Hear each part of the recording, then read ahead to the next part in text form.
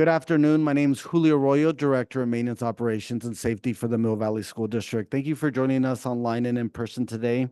Today, our focus is the Mill Valley School District Facilities Modernization Project, and the project is the Mill Valley Middle School Project Environmental Impact Report, Notice of Preparation, Public Scoping meeting today.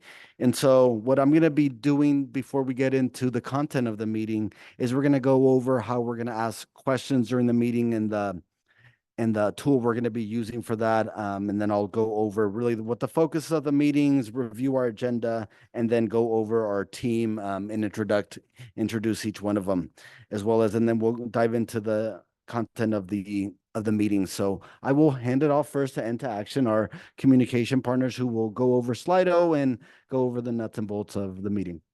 Thank you, Julio. And thank you everyone who is in person and virtual. We use an online tool for questions and comments called Slido in order to advance equity between the virtual community and the in-person community. And today's meeting, if you go to slido.com, is meeting 718 for July 18th.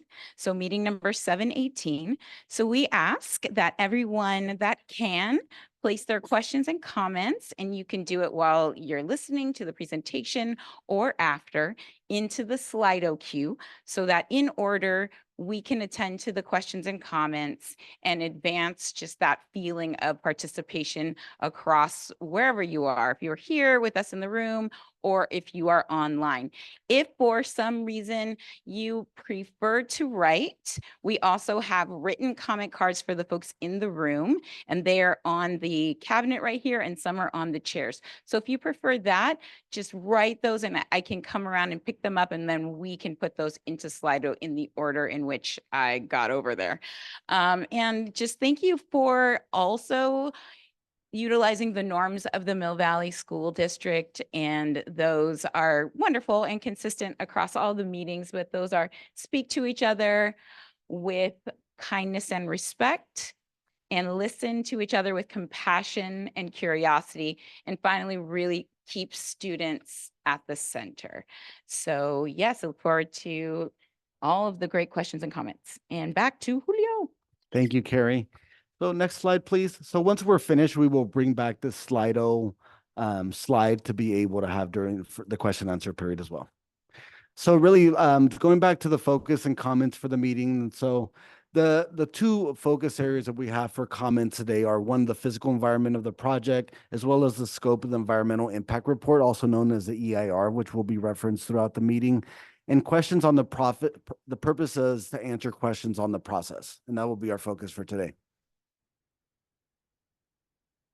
So our agenda today, I will be focusing on introductions. We'll go over that next. And we're going to go over the California Environment Quality Act environmental review process. We'll explain the Department of Toxic Substance Control preliminary endangerment assessment process, as well as explain the proposed Mill Valley School District project processes and timeline, and then focus on the community input on the scope of the environmental impact report, also known as the EIR, including potential impacts and potential alternatives. Next slide, please. So as when I started the meeting, my name is Julio Arroyo, Director of Maintenance and Operations and Safety for the Mill Valley School District. At the end of the table, we have our Superintendent, Elizabeth Kaufman. We also have with us the Sandrine Hitchcock, who's with AECOM. She's our program manager, but AECOM handles our program overall management of Measure G, as well as construction management. Grissetti Environmental Consulting. Richard Grissetti is with us today. He's our CEQA consultant. With Nino and More, we have Ryan Bess. He's our PEA Senior Project Geologist. And then we have Into Action, Carrie, who also went over Slido. So Grissetti Environmental, they are a lead consultant for California Environmental Quality Act. And as you see here, they have Richard has 43 years of experience in the field, reviewing and preparing CEQA documents, and he'll go over the CEQA process in the next couple of slides once we pass introductions. Next slide. And Nino and More, we have Ryan here with the team. Nino and More overall has 38 years of environmental experience conducting due diligence, contaminated site investigations, landfill investigations and closures, and providing environmental guidance for redevelopment. And they will also speak to the content that's going to be presented today as well. Next slide, please. So overview and processes and terms. So I will pass this over now to our teammate here. And so thank you, Richard. Okay, thanks. Richard Grossetti, Grossetti Environmental Consulting, working with the district on the CEQA compliance for this project. And CEQA is California Environmental Quality Act. And it's basically its purpose is to identify potentially significant impacts, inform the public, inform agencies who are involved with the project, both the lead agency, which would be the district, and responsible agencies such as Department of Toxics, foster both public information and involvement, so get the public involved, and really, and then the core is to reduce or avoid potentially significant adverse impacts to the physical environment. And there's a couple of ways of doing that. The one's through mitigation measures, and one's through alternatives, and I'll talk about those a little in a moment. When we go through the CEQA process, there are 3 levels of potential CEQA review, from the most minimal exemption to a kind of a mid-level review that's called an initial study, leading to some sort of negative declaration saying there's no significant impacts. And then there's an environmental impact report. That's for projects that may have a significant adverse impact on the environment. We're using that approach on this project. A little bit about, on the next slide, a little bit about the terminology that's used under the California Environmental Quality Act. Mitigation measures are basically tweaks to a project. They're relatively minor changes to reduce or avoid impacts. And alternatives are major changes to a project, such as relocation or really big changes in design or changes in the size of the project to reduce or avoid potentially significant adverse environmental effects. And you'll notice in the notice of preparation, we did identify a couple of potential alternatives that we're going to look at. Next slide. The Environmental Impact Report, or EIR, as we refer to them, again, was selected. This approach was selected because there are potentially significant adverse impacts to the physical environment, and that's what CEQA looks at, is the physical environment. And again, we're trying to provide information and to reduce the impacts to a less than significant level where that's possible or feasible. And then also to inform the decision-making, both with respect to the project and potential alternatives to the project. There's a number of possible opportunities for the public to get involved in CEQA. One is this point where we're at now, the scoping period. That's a 30-day, minimum 30-day period from the issuance of the notice of preparation.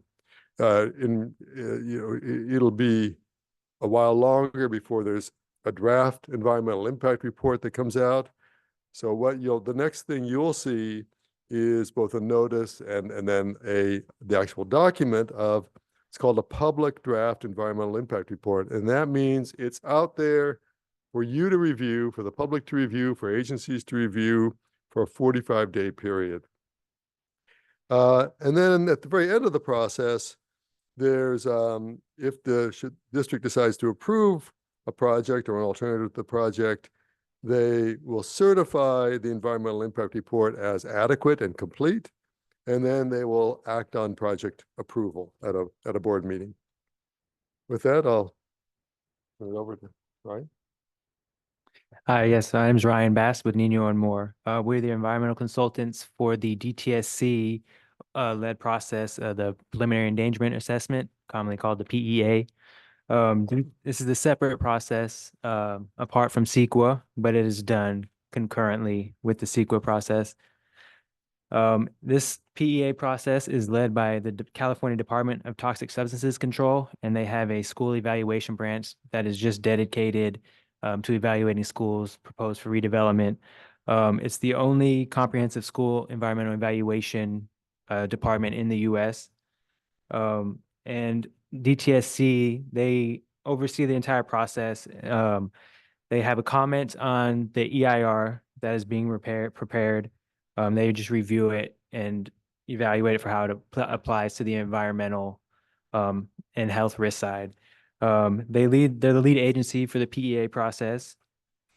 And the reason they're involved is because of the school sites, and they are there to oversee the investigation to determine if there's any previous or potential environmental health risks to the public, potential future site receptors, or the environment. The outcomes of this process are to determine if there are any existing or future or expected environmental conditions that might negatively affect the health or the environment during construction. And they also, depending on the findings, help guide the process to cleanup measures or mitigation measures moving forward if that's what's determined. They're there to have informed and transparent decision-making and ensure the sites are safe for schools to be developed on them. An opportunity for public engagement with the PA process is once the initial assessment is done, which consists of an environmental investigation, collecting samples of soil, groundwater, soil vapor, just evaluating the site's environmental condition. The draft report is then sent out for a public comment period, which is about 30 days. And it's the chance for the public to review the initial findings and provide their comments and concerns to DTSC, which also oversees that process and incorporates what they get into the comments that they get, and then helps determine the next steps moving forward. Okay, so the way CEQA works when you do an environmental impact report, when an agency does an environmental impact report, is there is a project and then there are alternatives to a project. And in this case, the next slide, in this case, the project is that's being evaluated as the primary project for in the EIR is what you see on the screen here. It's a replacement reconstruction of this basically demolition of this building, construction of an interim campus, and then construction of what you see on the screen as the ultimate new school campus. The existing gym would remain with some additions to it and some modifications and renovations. The rest of much of the rest of the school would be demolished and replaced with 3 new buildings. And there'd be some changes to the parking and access. So this is what we are evaluating in the environmental impact report. We are also evaluating a series of alternatives, and right now, let's the next slide. Yeah, right now,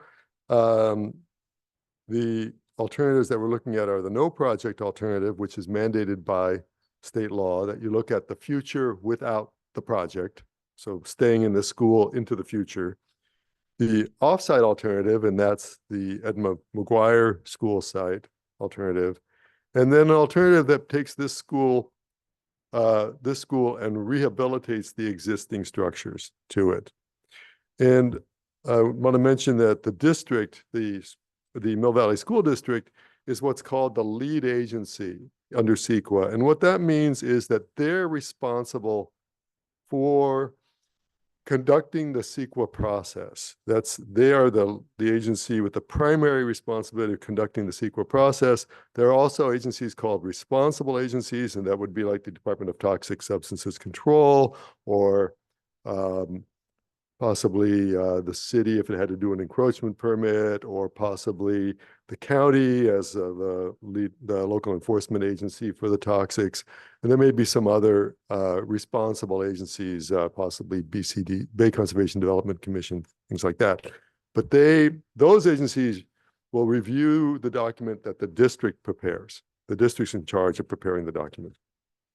Okay, on to the next slide. what's been prepared so far is a notice of preparation, NOP, and that is sort of the beginning of the EIR process. And the NOP basically is a brief summary of what's being proposed, and then kind of the first cut of what impacts are going to be reviewed in the EIR. Now, the EIR is actually going to look at all of the potential impacts, but these are the ones that are going to be focused on. The ones at the bottom bullet are the ones that we're going to look at in less detail because they're less likely to have a significant effect. These air quality, odors, greenhouse gases, biological resources, cultural resources, soils and geology, hazards, hazardous materials, hydrology, water quality, noise, aesthetics, and traffic have some potential to have significant adverse impacts. So we're going to look at those in detail. If there are other impacts that you think the EIR should be looking at, or if you think there's specific sub-impacts within these, that's really part of what today is about, is to provide that information to us. Or if you have some specific information on environmental conditions that might be good for us to know, we would like to have that as well. Okay, next steps. So I mentioned that the notice of preparation is the first step in the EIR process, and I also mentioned that the next time around you can have public input is with respect to the public draft environmental impact report, the draft EIR. And that is basically the district's analysis of all these topics that I just mentioned, and also the analysis of the alternatives, which under CEQA get looked at a somewhat less level of detail than the project. And those will all be in this document, in this environmental impact report document. And there's a 45-day public and agency review and comment period, and there'll be a notice about that as well. We're looking at that for the fall, and then comments will be received from the public, from agencies, and then we will prepare a response to substantive comments on environmental issues and do any revisions to the document that are necessary. And likely in the winter of 2024, there'll be a final environmental impact report, which will include an updated draft environmental impact report and responses to comments on that document. Once that will come out, there's no formal comment period on that, except for the responsible agencies have a chance to comment on responses to their comments. However, it will be available for the public to see prior to the district board's a project approval hearing. Should the district decide to approve a project or an alternative to the project, the district will make a series of findings under CEQA, and they're regarding the feasibility of mitigation measures, and alternatives, and also if there's any significant unavoidable impacts after all the mitigation measures are done. The district is required to then make findings of something called overriding considerations, that is, other benefits to the public of approving this project, even though it may have some significant adverse environmental effects. And those findings become part of the project approval, which the district board would make. And then once that approval is done, there's something called a notice of determination that's issued, and that basically is the end of the CEQA process for the project. So now I'm just going to talk about a high-level overview of what the preliminary endangerment process consists of. It's a three-step process. Step one being a phase one environmental site assessment or review of historical documents. Step two, the preliminary endangerment assessment. And step three, a response action based off of findings of the preliminary endangerment assessment. Currently, we're in step two. Step one, we had met initially with the Department of Toxic Substances Control, and it was determined that there was enough historical reports and information available that we didn't need to conduct a separate phase one environmental site investigation, which is just attaining public documents on a site property and reviewing those. So we were able to skip to step 2, where we actually go into the preliminary endangerment assessment and do the actual site investigation to figure out what the actual conditions are at the site. Next slide, please. The PEA report, which is this draft report that will be available for public comment, we're expecting it in fall of 2024. Some of the contents that will be included on there for the public to review and comment on are the results and summary of the PEA field investigations and sampling. This is just the field procedures that were used, the observations that were made while the investigation was ongoing, and then data to report the findings such as boring logs, cross-section, analytical laboratory reports, figures, also conceptual site model, which just describes the environmental and geologic site conditions at the site, attempt to locate and identify the extent of any potential chemicals of concern that might be encountered, any historical extent and location of refuse from the former dump activities, and then it'll take into account potential receptors and exposure pathways that people who would be using the site might be exposed to based off of the current conditions. There's also a human health and ecological screening evaluation, which uses the data and the analytical data that we get based off of chemicals that might be found. It compares those to regulatory established screening levels for human health and in ecological receptors. And so the data will be used to compare to that to see anything that is found, how it compares to the screening levels that are determined to be safe for human health and the environment. And then also because of the location of the site, it will be a sea level rise assessment, which uses the most current, best projection models that they have out there and compares it to findings of the PEA and kind of projects if sea level were to rise, how that would affect the current site conditions as they are. And then it provides conclusions and recommendations for the next steps going forward, which could be additional investigation might be needed, or there's enough data, determine there's enough data where we can go forward with potential mitigation or remediation if necessary. Next slide, please. The PEAs, the anticipated timeline, as I mentioned before, we were able to skip step 1. So we're currently on step 2 in the process of planning the site investigation. We are in spring of this year, the district entered into an environmental oversight agreement with DTSC, basically allowing DTSC to contract saying DTSC will oversee this PEA process. We had a scoping meeting with DTSC to determine the approach that we wanted to take and what DTSC would like to see with the preliminary endangerment assessment, and then submit the draft. We submitted the draft PEA work plan to DTSC for review and comments. In the summer of 2024, just now, we are expecting DTSC review and comments on the draft work plan. That work plan will be revised, resubmitted DTSC to address their comments, and we'll go to them again for another review. And then once DTSC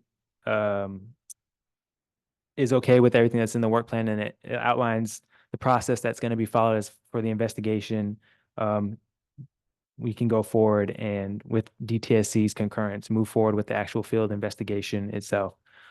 And then in fall 2024 is when we expect the draft PEA report to be completed and made public for public comment and review. And then there'll be an opportunity that I believe is led by DTSC to field comments and provide a public comment period. And then in winter of 2025, if required, if the PEA determines additional investigation is necessary, then we will go ahead and kind of start of process 2 again, or step 2, submit another work plan for additional investigations and go through the DTSC review process and move forward. If in step 3 would be the response actions and timeline, that's all dependent on step 2. If the first investigation, we're able to get enough data and show we know what's out there, we have a good idea what's out there, and DTSC is comfortable with the current conditions, the current findings, and understands what's out there, we can either go to response actions, which would be mitigation or remediation prior to any type of development, which would all also be overseen by DTSC and move forward with their concurrence. And that outlines the PEA process.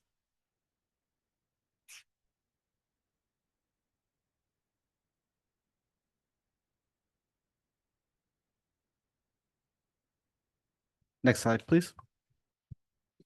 You want me- Sure. Okay, so in summary, this meeting is the it's basically part of the first step in the CEQA process. It's the intent here. So we have identified a number of sort of general topic categories and also some specific analyses that go within each of these topic categories that we're going to address in detail in the environmental impact report. This is your opportunity, along with, of course, written comments, to identify other issues or really specific analyses you'd like to see done, more details or concerns with environmental issues associated with the project, and so that we can incorporate those into the scope of work that we're going to use to prepare the environmental impact report. Written comments, well, the comment period goes through tomorrow. And any written comments, any oral comments, well, I guess primarily written comments is what we're looking for in some form or another. And it's not so much your concerns about the project itself, but the concerns about your ideas about what should be studied, and what environmental issues you would like assessed in detail, and what alternatives you'd like assessed in detail. And then what we'll do is we'll accumulate, collate those comments, and we'll revise the scope of work for the environmental impact report as necessary to assure that all of the pertinent comments on the environmental scope are addressed in the CEQA document. And you'll have another chance to review how well we did on incorporating those comments and incorporating and analyzing these issues when the draft environmental impact report comes out.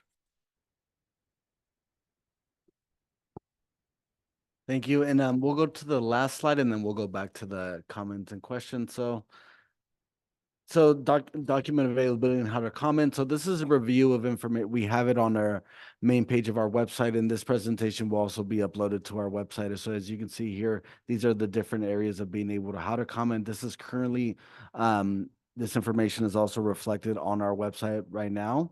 So that's also a helpful area to be able to get this information as well. So now that we're done with the presentation, we will go back to the Slido page and then start the question and answer process of the meeting.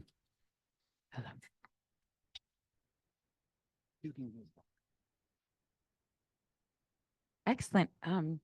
One moment just to repeat that if you go to slido.com, the meeting number is number 718 for July 18th, 718. And we will go to the question.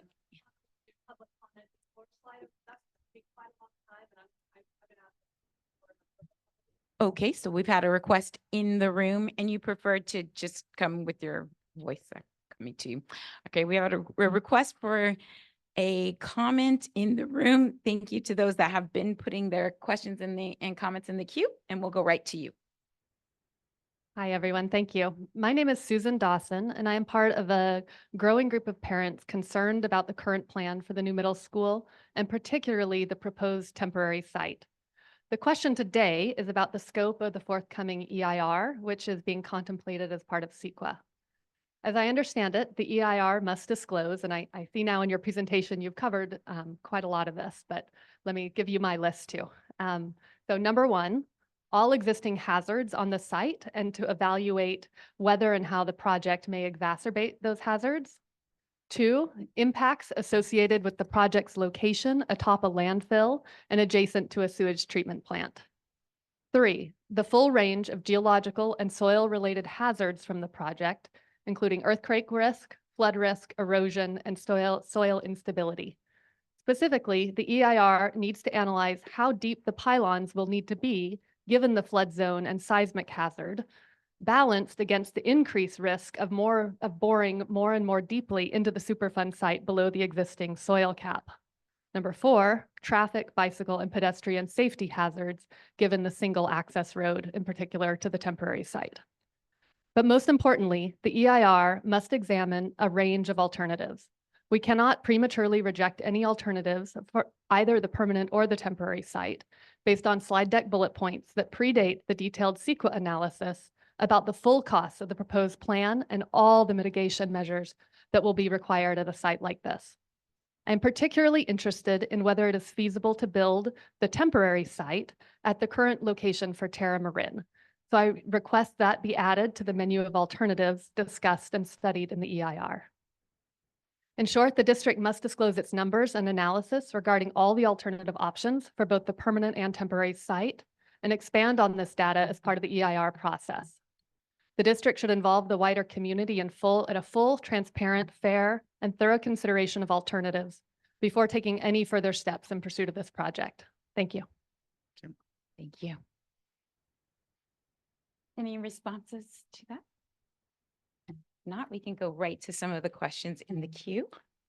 So just for the process clarity, so we're going to take these comments and go through them individually, discuss them, figure out how to incorporate them into the scope of work, rather than responding right now as to what we're doing. And so this is good input. Thank you.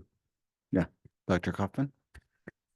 I was just going to ask if we could get a copy of that. It would save time and we could just attach it to the public record. Thank you. Yes, thank you. Excellent. We also have a recording as well, and we appreciate that. So the first comment in the queue is, has the district determined where the district office and Kiddo Community Foundation will be located during construction? I just want to, I'm going to answer the question, but can you, for a process question, in terms of answering questions that are outside of the process of this meeting, it's fine to answer, but then just say that's not part of the process of this meeting? Yes. So, Yes, and in this case, essentially what they're asking is, can these be, or are these considered, are these items discussed as part of the project or project description? And so it's okay. if you're comfortable answering. Yeah, no, I okay. am comfortable. So part of our June board meeting, we adopted a feasibility study. The board approved a feasibility study where we're looking at those options right now. We're currently looking at open rooms at some of our district sites, as well as looking possibly down the road at Terra Marin, and as well as lease spaces. And so those are within the 3 parameters of where we're looking for those 2 sites. So I'm hoping in the fall we'll have that determination.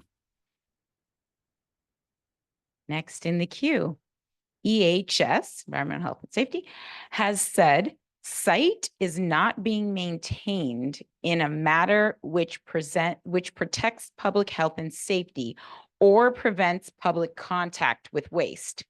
What's in the response? I think it'd be helpful, Ryan, if you can I think what the question relates to is an overdose violation we received from the county around the debris in the creek. So if you can just kind of talk about what that process is, and then kind of where we're at in the process and the next steps, that'd be helpful. Yeah, sure. I would just first like to state that, or clarify that the current maintenance of the school is not what's part of the PEA process. That's looking at the current conditions as it relates to the future proposed development. But as far as the notice of violation that the district received was in the drainage creek, there was some old bottles and waste that was observed during one of the quarterly inspections from the local enforcement agency, which is run by Marin County. And so to be in compliance with part of old landfill closure, post-closure use, the debris has to be covered so that eliminates any public contact with the waste. And so we've done some steps. Julio has taken some steps to completely fence off the drainage so that eliminates the public access. And then as far as covering up the waste and making it so it's not, somebody can't hop the fence or touch it and come in direct contact with it, we're working with the local enforcement agency to come up with a path to move forward. We submitted a work plan to cover up the waste, get it back to the post-closure and compliance with post-closure. And we're waiting on their approval and a concurrence with the water board on the work plan, which is just to cover up and prevent future erosion within the drainage. And then that should address the notice of violation issue that I believe this question is referring to. So we're currently in the process waiting on Marin County Local Enforcement Agency to give us the go-ahead to move forward with that and start working on the permitting and coordination for covering up the waste. Okay, next question. What has been done in researching alternative sites and what is expected to be disclosed in the CEQA process? So Sandrine, can you talk about the alternatives, or Richard, the alternatives, and just kind of how that, Richard?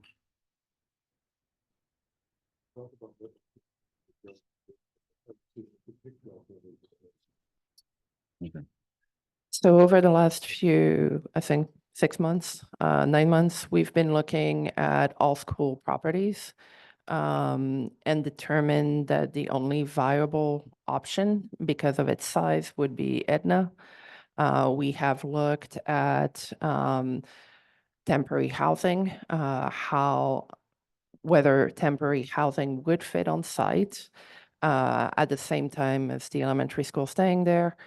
We've looked at Edna as being the permanent location for the middle school. And we've also looked at temporary housing spread across the other sites. There were also other options we looked at, which were the seminary. What did we look at? Can't recall. We looked at, Friends Field. We looked at other options on site where to locate the new building. We looked at modernizing the existing building. But the reason we really narrowed it down in the EIR to Edna or the No project, which is required, Edna and modernizing this building is because we've heard a lot of public comments related to those two options. And we wanted to make sure that we were transparent about the work we had done. So there will be details in there showing essentially the initial test fits, whether or not the sites can or the options could accommodate the new middle school. Which is actually programmed to be a larger middle school than the current enrollment.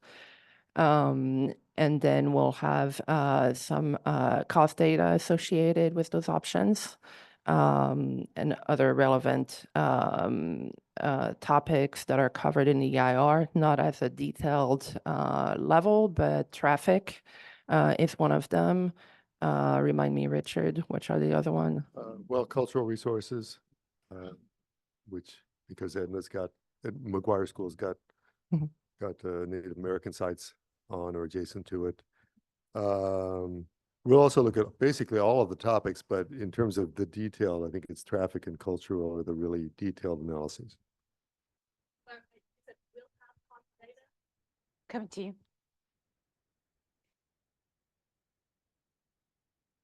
Just point of clarification. So you said that you will have cost data as part of this process. Is there existing cost data that exists right now that's been analyzed? Yes, high level.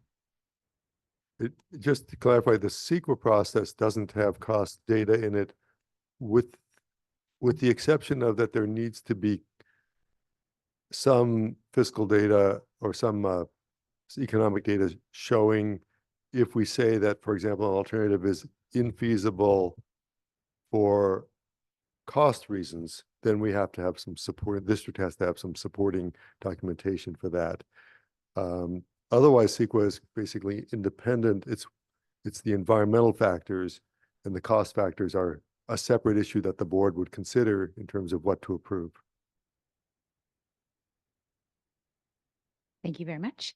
Next in the queue, what is the plan for ingress and egress to the temporary campus, as there's currently just one small road in and out? excuse me, in terms of the entrance and exits from the campus, Sycamore as a street will maintain as it currently is. The project doesn't necessarily change any of those components in terms of the street Sycamore. And so that will maintain the same. We will be looking in the permanent once the permanent building, then that will be further explored to see if there's any opportunities around the parking. But in terms of the street, that would maintain to be the same. Anything to add from that, Sandrine and Elizabeth? I think as it relates to the EIR, that will be covered essentially in the traffic aspect of the report when it looks at the alternatives. So Yeah, so the way CEQA is now, it's a little different than it was 5 years ago, where we had to look at levels of service and intersections and all of these things. The state legislature said those weren't environmental impacts anymore. And so what is environmental impacts are health and safety issues associated with traffic and vehicle miles traveled as it pertains to greenhouse gas emissions. And I just want to clarify that as we're speaking about a proposed project in the context of an EIR. So any of these considerations we have, whether it's ingress, egress, or mitigation would relate to any of the possible sites considered. So while we're addressing questions specific to the proposed project as we've been discussing it, it's really important to clarify for our community that when we're responding with specifics about this location, that is not necessarily the preordained location. I think we've been trying to say that, but I want to be emphatic that in the EIR process, this is when and how we determine the viability of our preferred site at the same time that we consider all options and alternatives to ensure that we're meeting the CEQA requirements and any potential mitigation. So I just don't want us to be answering questions where it sounds like we're responsive to a specific site, because that is not our intent. That was very helpful. We have one more clarification and or comment. So that sounds good that that'll be covered in the EIR. I just want to be clear that the EIR needs to analyze the traffic impacts, not just to the permanent site, which will actually be a lot easier because you'll have multiple roads, but it really needs to analyze the access to the temporary site. I just don't want the temporary site logistics to get overlooked. It needs to be specifically and separately addressed in the EIR. Thank you. Thank you for that. All right, next in the queue is CEQA plan contemplates alternatives for the permanent site, but no alternatives for the temporary site. Why not add some for that aspect of the project too? I mean, that's something certainly that we can take under consideration to the degree that there are potentially significant impacts associated with the temporary site. Alternatives, can be looked at, and that is certainly a reasonable, falls within the range of what alternatives might be. So you can have an alternative to the project, to the permanent. The project includes both the temporary and permanent campuses, so alternative can address either one or both. Can this team confirm it is aware of the site's history as a burn dump and commit to being transparent with the public about this in future communication?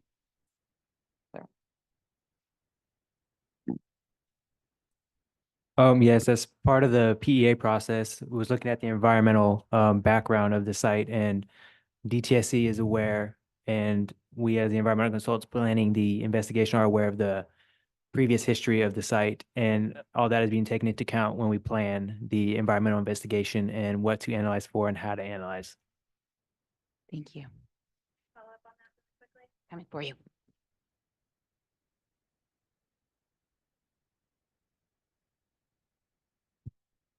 Hi, I'm Marina. I really feel that's a very important question that was just asked. It wasn't from me.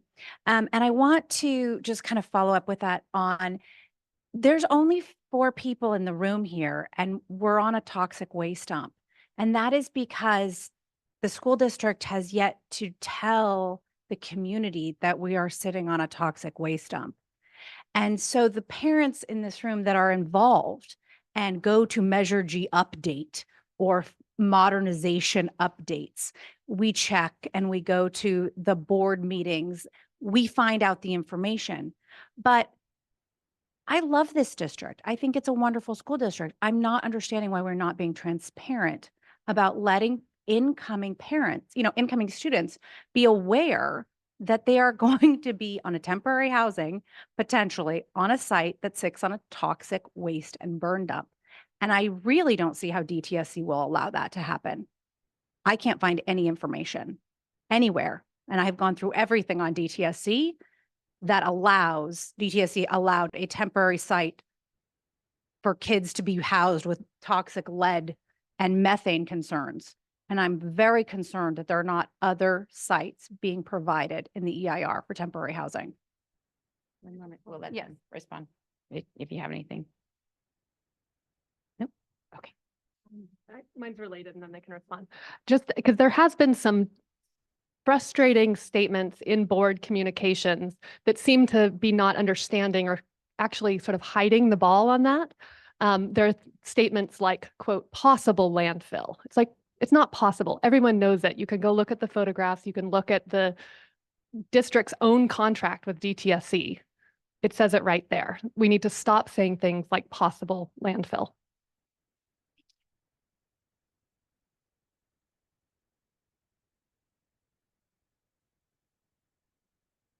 Yeah, so this issue is going to be both with respect to the temporary housing or temporary campus and the permanent project here at this site. Will be addressed both in the environmental impact report and in the preliminary endangerment assessment documents. And there's one place where those two documents get integrated, and that is that we will take the draft preliminary endangerment assessment and use that, we'll summarize that in the environmental impact chapter on hazards and hazardous materials, along with mitigation recommendations that they may have. And so that will be that's where that information kind of cross-pollinates is. And again, we'll look at both the potential impacts, the health risks on the temporary campus and the permanent campus. Yeah, and I would also like to add that the PEA, the preliminary endangerment process, is where you actually go out into the field and you collect soil, groundwater, and soil vapor samples to analyze what, where, and the extent of any contamination that might be present. Because this landfill was so long ago and just chemicals they naturally degrade. We can't say where, when, where, or the level of contamination, but the PEA process is to go find that and directly relate it to the proposed redevelopment to make it safe for future redevelopment and occupants. So the details of the potential chemicals of concern, because there can be various chemicals, especially with the age of the former landfill. We can't definitively say where, what's there, but the PEA process is going to give us that information. Quick comment. Somewhere on our website is the initial analysis for I believe the community center and this site, which is about a 318-page document. There is an executive summary. We've addressed that in public consistently over time. And I believe at the time that Nino and Moore was onboarded, you had already reviewed that and came forward with an analysis about just the viability of us even considering this as a site based on that. Can you speak to that? Or I don't want to throw you on the spot, but you'd already reviewed that in terms of the fact that this was a landfill before a middle school was built here. Yes, we did review that and we're aware. And that was one of the major reasons why DTSC was brought in to oversee as the regulatory agency within California that focuses on human health risk, to oversee to make sure that we were properly evaluating the site and not to just leave anything, just assume or the whole reason we knew that this was a landfill. And so we went through the steps with DTSC to make sure it's properly assessed. Thank you. Just for equity, I want to get to a lot of the folks have been waiting. So Another question from 322, actually from 323. The district indicated that it's planning to consider a new levee or seawall. Is that within the contemplated budget, and would that require coordination within the city or with the city? I'm not sure the district's considered a new levee or seawall. I think it's come up in some conversations, and I think there's been conversations about the need to do that as a community. In this case, we believe our campus built here, or anywhere else we would build would be above seawater. So, it's a community effort. And I want to make sure we have parity of voices. When you just said 322, it's making me worried that I don't know how many people are waiting to speak, but I want to make sure that we address those individuals also online. Excellent. Thank you so much. Any mitigation plans for the smell at the temporary site other than closing classroom doors? Any solutions that would help us students eat and play outside? I would suggest that those are things that are added to our EIR considerations. Yeah, the EIR is going to address odors. One thing to note with respect to CEQA is based on a series of court decisions, the environmental impact report compares the proposed project with the existing conditions. So we will, we'll identify the existing odor conditions and we'll address the proposed project odor conditions, and to the degree that they are better or worse, we'll identify those. Thank you. Where can we find information about the issues related to Native American remains on the Edna site, at the Edna site? So this is a difficult question because a lot of this information is confidential for obvious reasons. They don't even like to show it to us folks who prepare EIRs sometimes, and we have to kind of drag it out. But there is information publicly available in the initial study that was done when the McGuire School site was, the CEQA initial study that was prepared when the McGuire School site was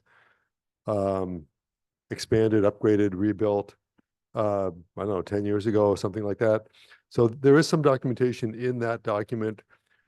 We will we're doing a little bit of an update to that as part of the alternatives analysis, and we're also addressing any potential Native American issues associated with this site.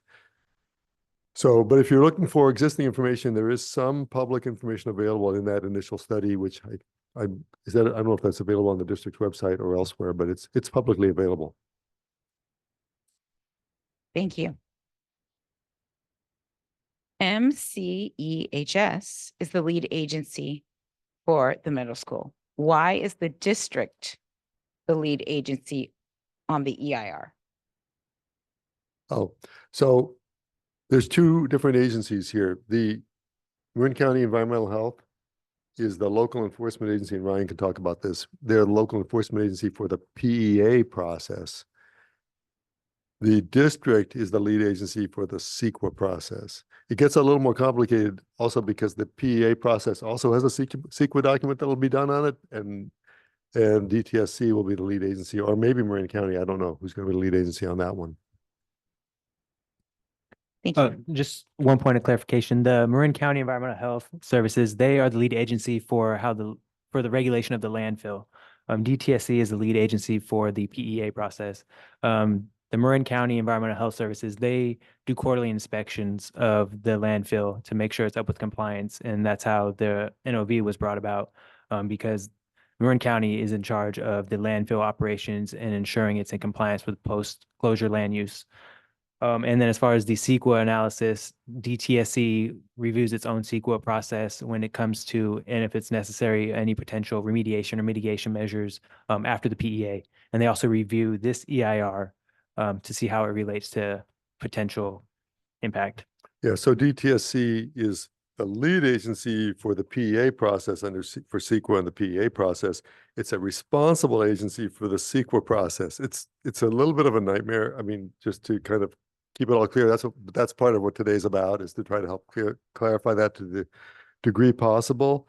So DTSC will likely comment on the EIR, unless they choose to just do everything through the PEA process, but they'll likely comment on the adequacy of the EIR, of this section of the EIR, as well as the environmental health folks also likely will comment on the EIR as well as on the PEA. Yeah, and so just one more clarification. The Marin County Health, they also need to review and approve of any work that's proposed, like subsurface work that's proposed at the landfill. So in a concurrence, in parallel with DTSC, the Marin County Environmental Health will also be reviewing proposed documents for investigations and remediations and post-closure land use. Thank you. Why has the district signed contracts with contractors regarding building on the current site before the CEQA process has been completed? Part of the agreements that we brought forward to the board for approval are around concept design development, but ultimately the Department of State Architect will not approve the drawings until this process is complete. So this process will need to be completed before everything else, before the drawings and the final design is completed for the school site. But it's our development to go through the process. And for CEQA, we need a project to analyze. So that work has to be done to develop a project for us to analyze, and alternatives also. Thank you for that clarification. Have alternative sites for outdoor PE classes or programs been determined?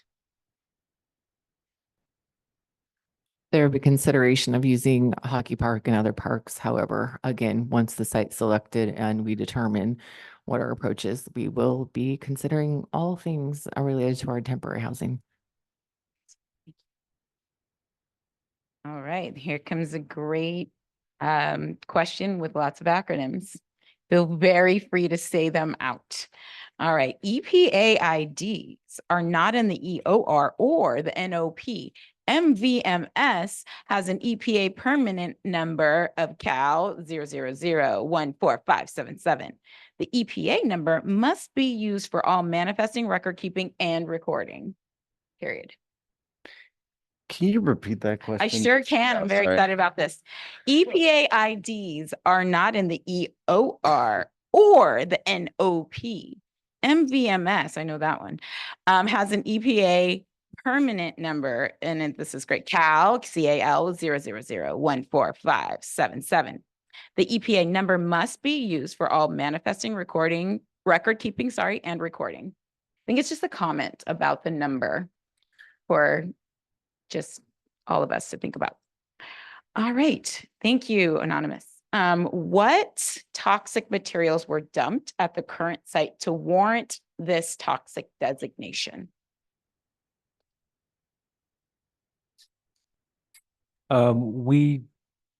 Based off of historical review of documents, it's just noted that household waste was previously brought to the dump. We don't know what chemicals are out there or what materials were disposed of here, and that's the whole part of the PEA process, is to determine that.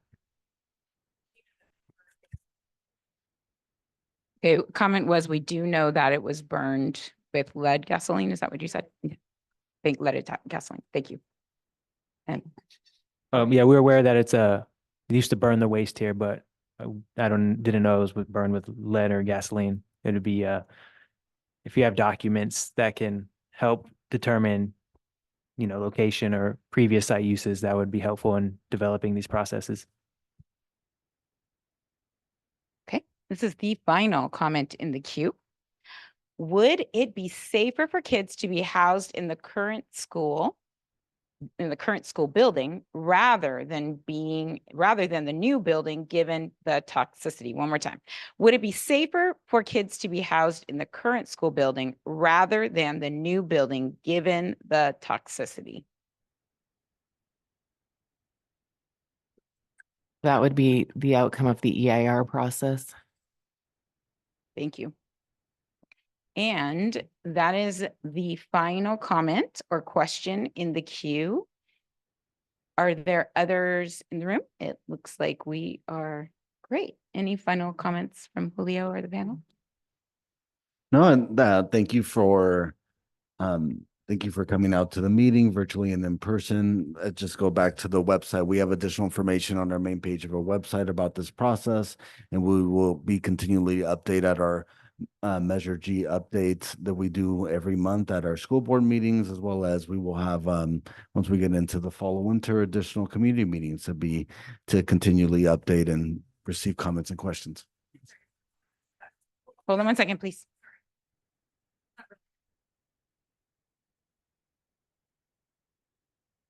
Dr. Kaufman, earlier you asked if Susan could send her letter to Anna on if we are going to send a notice about comments that we want to make on this by tomorrow. What is the timeline? And are we sending it to Anna or are we sending it to you? I just want to have that clarification. Flip back to the slide that clarifies where to go.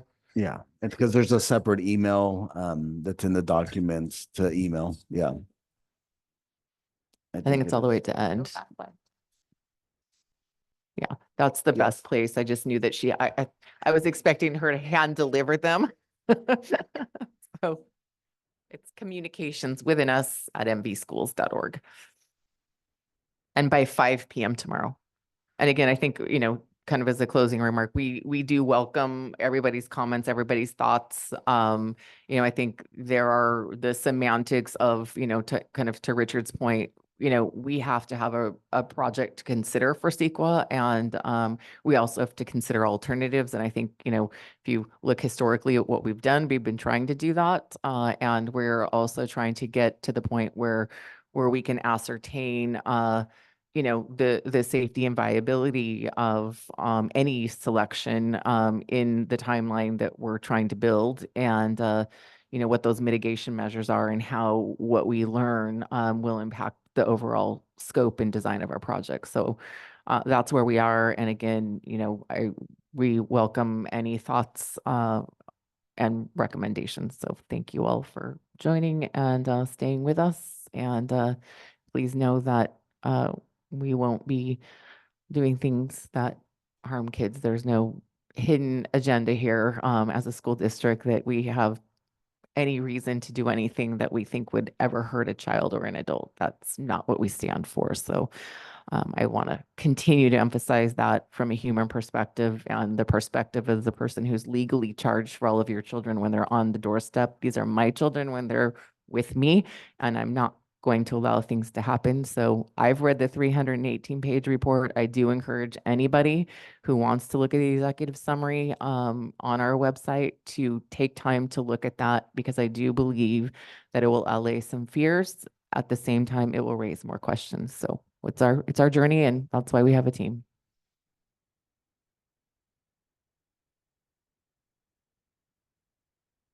Thank you, everyone. More questions?